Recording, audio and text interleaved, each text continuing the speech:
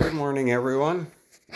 I know it's been a while. I'm still here, just taking care of stuff and haven't had time to mess around. I actually have a place right there for 2,300. I just don't know when I'm going to get it. But today I thought I'd do a collection update. I got a recommendation from Helena. So I thought I'd just go ahead and do one because I haven't posted anything in a while. We do have all the usual suspects here. And the only new addition, of course, is the 11,000 back there. I know it's kind of a bad time to do it. I got the sun coming in. The 11,000, she is a beast. And that's really the only new one in my collection right now. I'm sorry, just got a lot of stuff going on. I'm still into it, so don't worry. More to come. I'm going to get one of them Tadanos too. 18,000.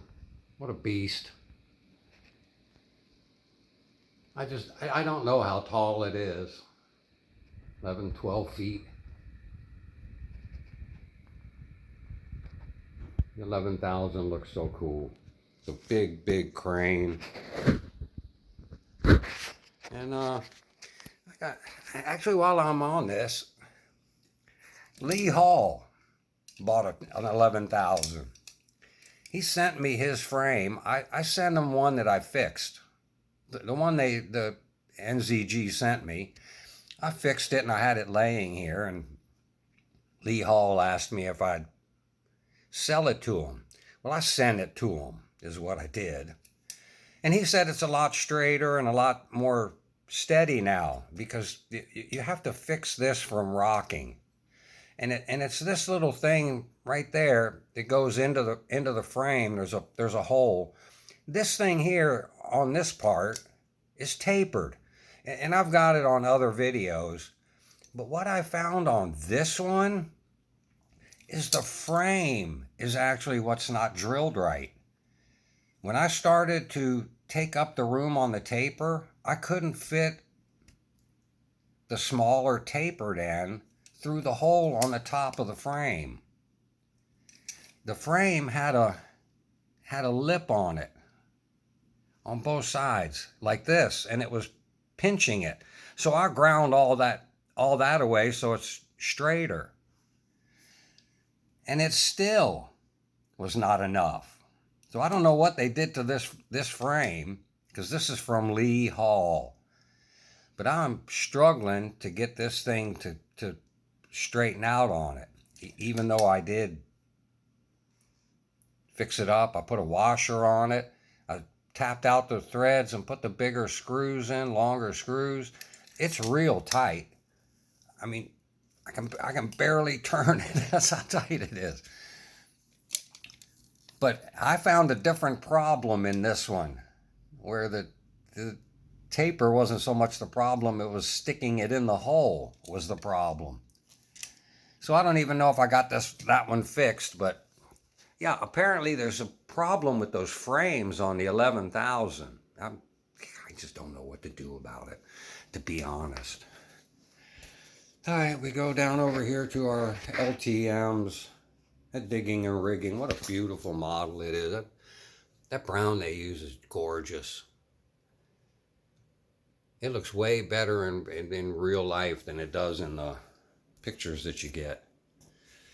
And we got our all the way from the 555 on up.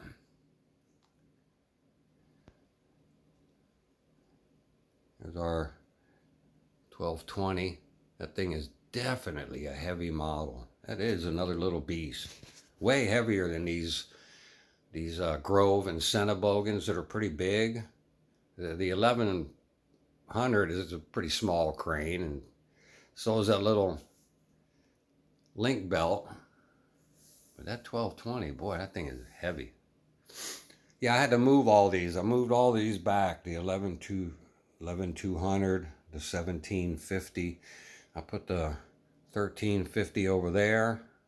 It used to be right here. I had all these forward. I made room right there for a 2800. One of these days, I'm gonna get it. It looks like a great model. I can't wait to get one in my own hands. My favorite.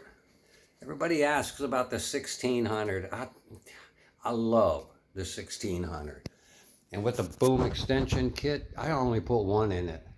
And there it is way up there. That's sitting at about 8 foot probably.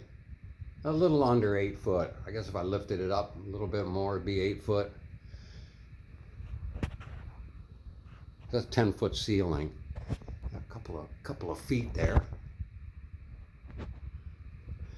Got an extra boom in the 8800.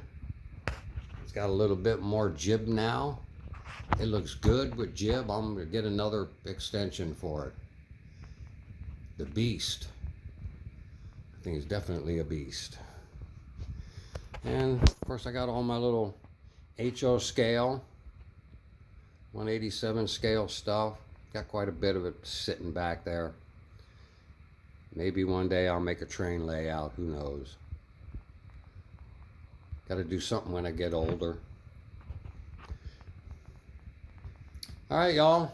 I probably picked a bad time. The sun's coming in right through this window and it's messing me up.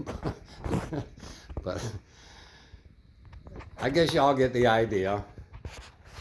I had a couple people mention this. Yeah, these things just aren't that hard to make. I made all them. I just pulled some sheaves out of the old 1600 tip that I had to buy when I broke my cylinders. And all of this stuff is available at your local hobby shop. That's just styrene stuff. This is strip, plastic strip. Model glued it all together. These I cast.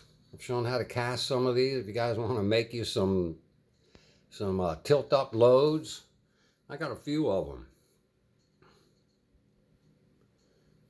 Kind of like the bridge trusses. Got plenty of them. Stick them on there and make them look like they're doing some work. Okay, y'all. Yeah, you can see how much better this thing sits now. Notice it doesn't look like it's leaning. Look how well it's sitting next to that 16,000. So, yeah, a little work on the frame, on these 11,000 frames. Apparently the new ones are not that much better than the old one. The A-arm, they fixed. I got my whole A-arm right here. Somebody asked me about this.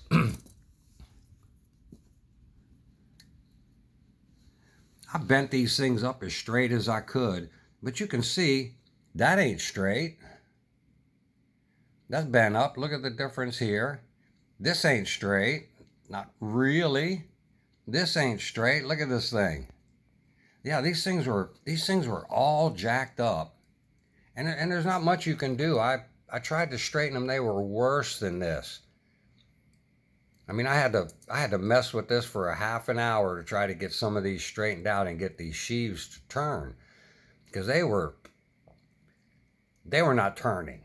This stuff was so jammed up and so jacked up. Look at this thing here is all jacked up. Yeah, I sent them pictures to NZG. They gave me another one. That's what's on the unit now. But yeah, they got some problems that they did fix. But some they didn't. I don't know what they're going to do with this frame. But it is fixable. I just took up the taper that's in here, and it seems to take the rocking out of the slewing piece here. So if you guys want to fix them, it can be done. I've shown in the videos. I did post a few videos how to deal with that, how to tighten it up a little bit. All I can say is good luck, because we're stuck with what we got. But she's got a nice stance. I like the wide, low stance that 11,000 has. It is a good looking model. Big, huge boom. You see the difference next to the 16,000, which isn't that big of a boom, but that 11,000 boom is definitely bigger than the 8,800. So, all right, guys, gals, everybody. There she is. Hang in there. Next video might be unboxing a 2800. I don't know. I'm doing my best, y'all. Had things come up. I had the money, and then my AC fan motor took a dive. $800 later, the price of my 2300. I got air conditioning, which, hey, here in Arizona, you better have air conditioning or you got a problem. So, yeah, I had to spend my money that I had saved up for it. But don't worry, she's coming again. Here's the 11,000. I'm going to say it's sitting at 8.5 feet. I'm going by the window. That window's roughly about 8 foot tall, 8 foot high, the top of the window. So yeah, it's a little over 8 foot. She's a beast, man. Can't wait to get a mast. It needs a mast, and a ballast tray would help hold that boom up. All right, guys. Have a good day, everybody.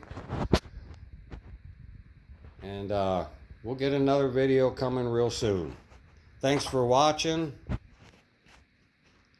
Stay safe.